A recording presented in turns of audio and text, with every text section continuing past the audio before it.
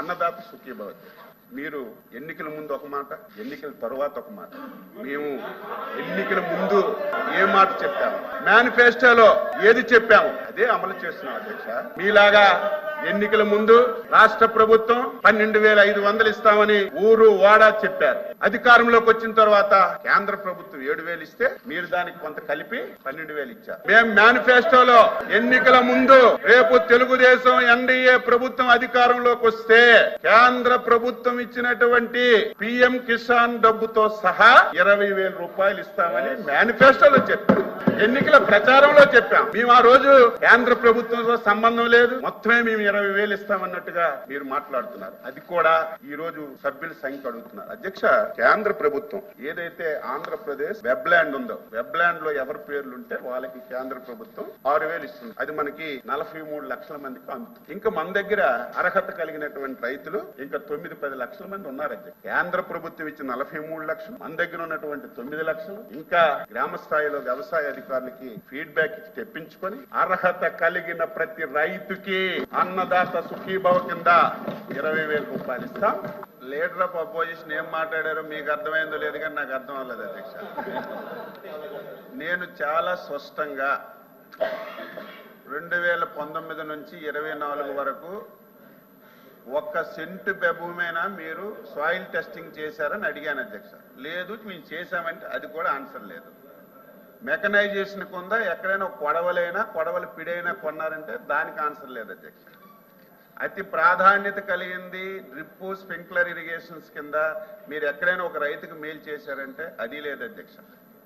మీరు వచ్చేసరికి 1,600 కోట్లు రైతులకు బకాయిలు పెడితే మా సోదరులు మనోహర్ గారు ఒక సంతకంతో బకాయిలు తీర్చి ఈ సంవత్సరం ధాన్యం కొన్నటువంటి 24 గంటల్లో రైతుకి డబ్బులేసి దేశంలో ఒక చరిత్ర సృష్టించామని చెప్తే దానికి ఆన్సర్ లేదు అధ్యక్ష.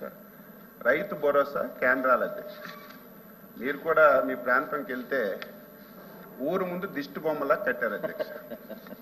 అది కూడా ఎన్ఆర్జీఎస్ ఫండ్స్ ఉంటే దిష్టి బొమ్మల పేరుకి రైతు భరోసా కేంద్రం.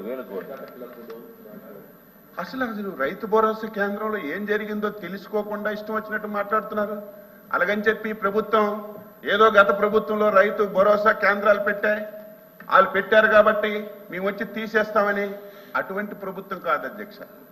దానికి కూడా రైతు సేవా కేంద్రాలుగా మార్చాం. ఈ సంవత్సరం అధ్యక్ష 3.5 లక్షల మెట్రిక్ టన్నులు ఎరువులు రైతు సేవా కేంద్రంలో పెట్టి రైతులకు అందించాం అధ్యక్ష. అదేవిధంగా 8.3 లక్షల క్వింటాలు విత్తనాలు అదే కేంద్రంలో పెట్టి రైతులకు ఇచ్చాం అధ్యక్ష. ఈరోజు ఇష్టం వచ్చినట్టుగా ఏది మాట్లాడితే అది ప్రజలు నమ్ముతారంటే చాలా అవివేకం. నేను మొట్టమొదటిసారి చెప్పాను 14,000 మేము ఇస్తున్నాం, 6,000 కేంద్రం కలిపి 20,000 ఇస్తాం. వెబ్లాండ్లో 43 లక్షల మందికి ఉంది, మన దగ్గర 8 నుంచి 9 లక్షల మంది డేటా ఉంది. ఇంకా ఎవరైనా మిగిలిన అర్హత కలిగిన ప్రతి ఒక్కరికి రేపు మే మాసంలో ఇస్తామని స్పష్టంగా చెప్పాను అధ్యక్ష. అధ్యక్ష,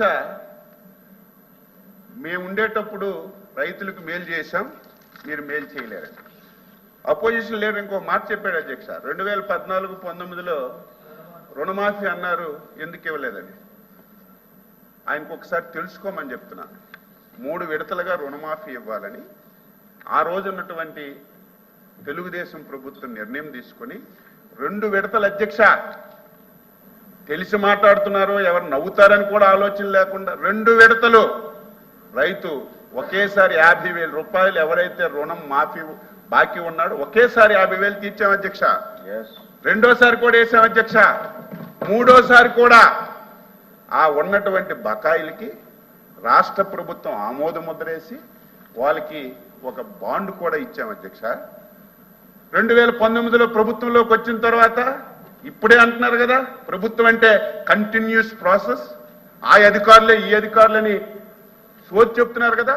2019లో మేము ఇచ్చిన బాండు ఆ రోజు ప్రభుత్వమే కదా ఇచ్చింది. మరి వచ్చిన తర్వాత ఆ బాండుకి ఎందుకు డబ్బులు ఇవ్వలేదు? ఆన్సర్ చేయమని చెప్తున్నాను. వెళ్ళిపోవడం కాదు, ఉండాలి, వాదించాలి, నేను చెప్పిన దానికి ఆన్సర్ చెప్పాలి. నేనేమైనా తప్పు మాట్లాడితే ఒక్కటైనా సరే ఆవు కదంట, నేను చెప్పింది ఒక్కటైనా సరే అవాస్తవం ఉంటే అచ్చెన్నాయుడు గారు మీరు చెప్పింది తప్పని మీకు చెప్తే ఆన్సర్ చెప్తాను. ఏదో ప్రతిపక్షం ఉంది, మీరు ఆ చైర్లో ఉన్నారు, అవకాశం ఇస్తున్నారు, బయటకు వెళ్తారు.